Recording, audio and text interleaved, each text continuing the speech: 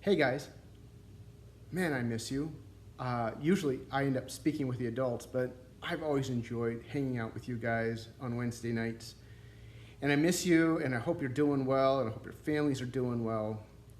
And I was thinking to myself, man, if I was a teenager right now, what would I be feeling? What would I be thinking? I can remember some times in my life where life just got interesting, difficult, hard, even threatened.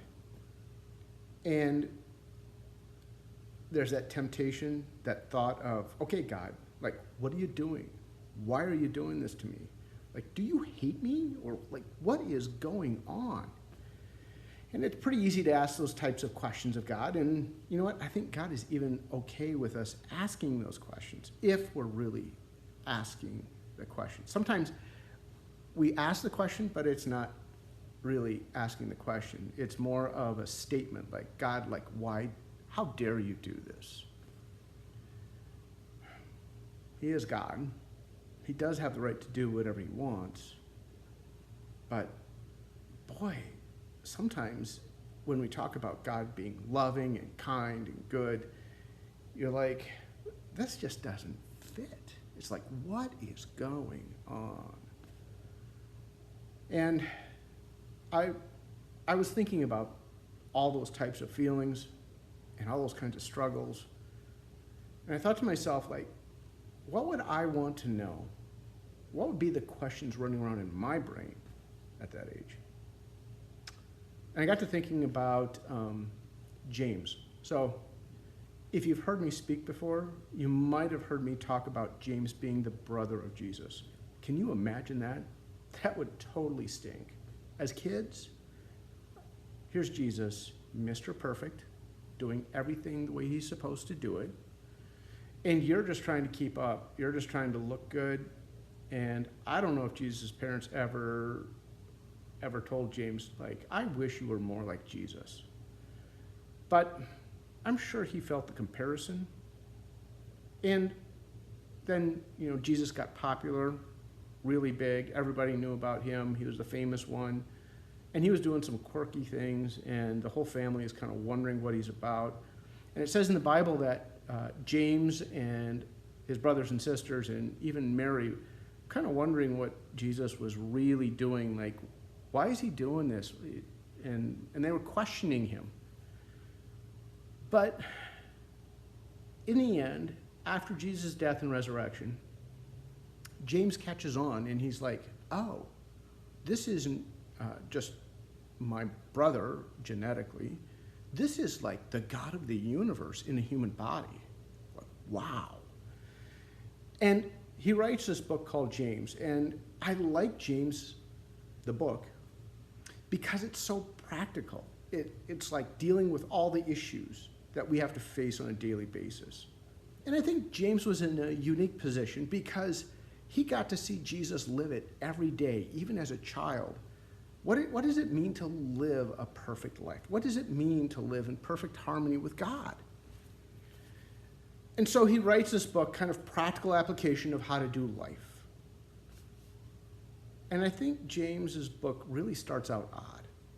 If you pull out your Bible or your Bible app, and you go to James chapter 1, there's the first verse that he kind of introduces himself.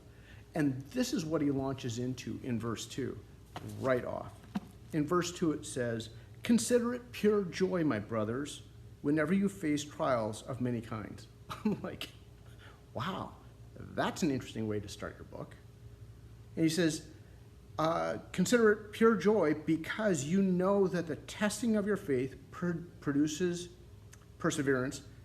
Perseverance must finish its work so that you may be mature and complete, not lacking in anything. If any of you lacks wisdom, he should ask God, who gives generously to all without finding fault, and it will be given to him. But when he asks, he must believe and not doubt, because he who doubts is like a wave of the sea, blown and tossed by the wind. That man should not think he will receive anything from the Lord. He's a double-minded man, unstable in all he does." So James says we should enjoy, consider it pure joy when you face trials. That's just weird. But his point is that it's the difficult times that transform us. So you're stuck at home, you're stuck with your parents, you're stuck with your siblings, and it's torture.